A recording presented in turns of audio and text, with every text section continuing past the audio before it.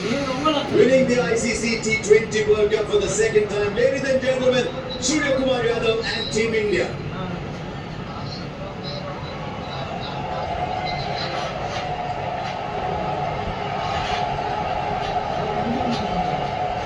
India defending champions హోదాతోటి బరిలోకి అడుగుపెట్టారని మరోసారి title గెలిచారు. మొదటి టీం వాళ్ళ హోమ్